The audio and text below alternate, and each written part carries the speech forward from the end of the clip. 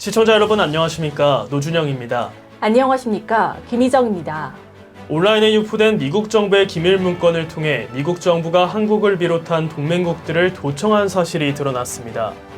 10일 미국 언론에 따르면 미국의 기밀 문건에는 김성한 전 국가안보실장과 이문희 전 외교비서관이 우크라이나에 대한 지원을 논의하는 내용이 담겼습니다. 네, 그렇습니다.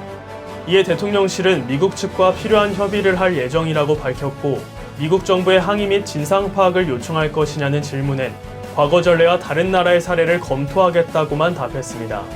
윤석열 대통령이 이달 말 방미를 앞둔 가운데 미국의 도청 의혹이 불거져 향후 한미 관계에 미칠 파장에도 이목이 쏠리는 상황입니다. 이 시각 주요 뉴스입니다. 더불어민주당 이재명 대표가 이낙연 전 대표 장인의 빈소를 찾아 조문하며 13개월 만에 재회했습니다. 이 대표와 이 전 대표 측 모두 정치적 해석엔 선을 그었지만 이틀간 빈소엔 친이낙연계를 중심으로 민주당 의원들이 대거 방문했습니다.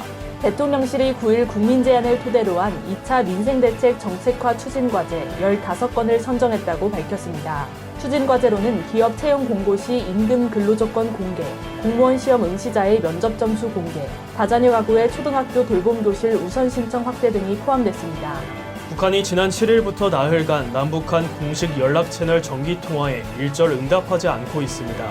이에 따라 북측의 기술적 문제를 넘어 북측이 의도적으로 통화에 응하지 않았을 가능성이 커진 것으로 분석됩니다.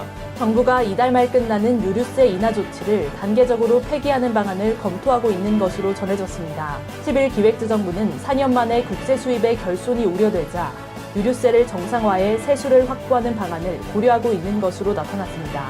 최근 금융불안 위기가 고조되며 올해 금 가격이 사상 최고 수준까지 올라 실물 금을 사들이는 투자자가 급증하고 있습니다.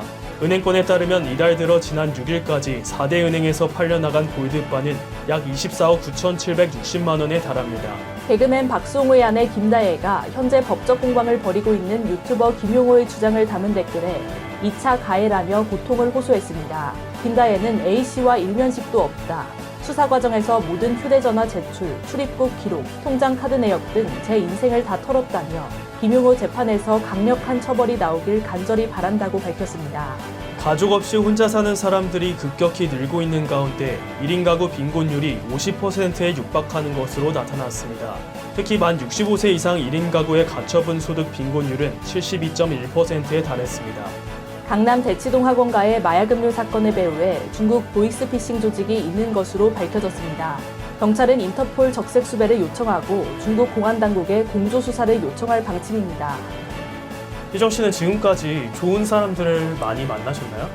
네, 좋은 사람 곁에 좋은 사람들이 많이 모이더라고요. 네, 제가 어떤 글을 봤는데요. 길은 잃어도 사람은 잃지 말라고 합니다. 언제나 사람에 대한 희망을 뜨겁게 간직하자. 사람이 길이요, 사람이 희망이요, 사람이 가장 아름다운 꽃이다. 주변 사람들을 소중히 생각하는 하루 보내시길 바랍니다.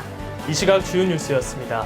구독과 좋아요를 눌러주시면 더 좋은 뉴스로 보답하겠습니다. 지금까지 김희정, 노준영이었습니다.